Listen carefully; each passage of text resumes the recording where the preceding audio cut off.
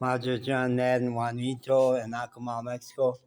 The ice cream bicycle cart is coming this way. See if we can pick up the song. Helado, helado.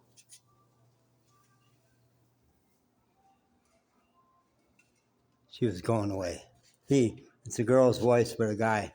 It's going away, so you can't hear it now. Helado, helado. They sell wonderful ice cream for 70 pesos, which I don't have. I don't have any 70 pesos.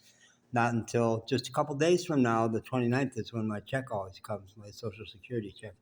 In Mexico, you say, mi cheque de jubilación. That's interesting. Retirement is jubilation.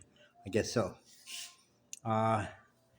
So this is a note about what it's okay to ask people for and what it's not okay to ask people for. My neighbor Ulysses over there, who's picking the zucchini, there's zucchini growing over there. He's a great guy. And I get my Wi-Fi from him. I pick up his signal through my concrete wall and his concrete wall. We pay him 200 pesos a month. Actually, my landlord is paying 200 a month, and I get a great Wi-Fi signal. So that was a fair deal all around. He works in the big grocery store, the Mercado, right on Main Street, Tres Hermanos, three brothers grocery store. He works there. I was in there 2 days ago, and the grocery store where they're letting me run a tab, they are awfully sweet, but they have limited stock. That grocery store has peanut butter, which I love peanut butter. So I was in there the other day, and I put in my Google Translator, is Ulysses around? I run a tab up at the Tequilaville store. Those people will tell you I always pay. And I'm wondering if I could set up a tab here for maybe 100 pesos a day, and the peanut butter would be like 70 pesos.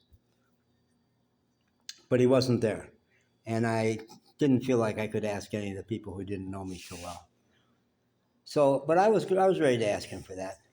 Would I ask him for 70 pesos out of his pocket to get ice cream if the ice cream truck was coming around? I would die to get the ice cream. It's awfully good. And it's been a couple weeks since I could afford it. They're coming back now. I think they're up on that next street. Here they come. Dun, dun, dun, dun, dun, dun, dun, dun. Oh, helado, helado.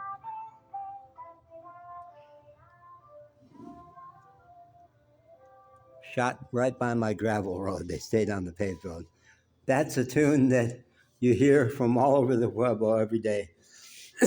Everybody in the Pueblo knows that song. And some of us sing along, others will tap along. It's very sweet.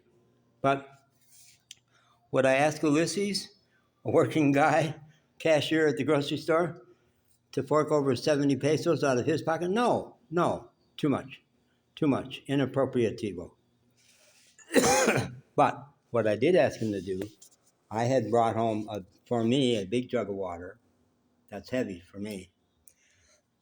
Not that size, which he can handle. And my landlord, Marcos, brought over for me. But that was so heavy, I couldn't get it from there into the smaller bottles. So Ulysses was out working in the yard. I said, Ulysses, ayúdame, por favor. Necesito depositar agua del botella grande antes botellas más pequeño. And he was glad to do that. He says, well, I said, whenever, no hurry, no necesito rápidamente. And he says, no, I have to go to work. Let me do it right now. So he just did it. And now I have good drinking water. I do drink the water out of the tap. And even some Mexicans won't drink the regular drinking water. I do. I've done it for 2 years. I've had big fights with people about you should never do that. It's worked for me for 2 years.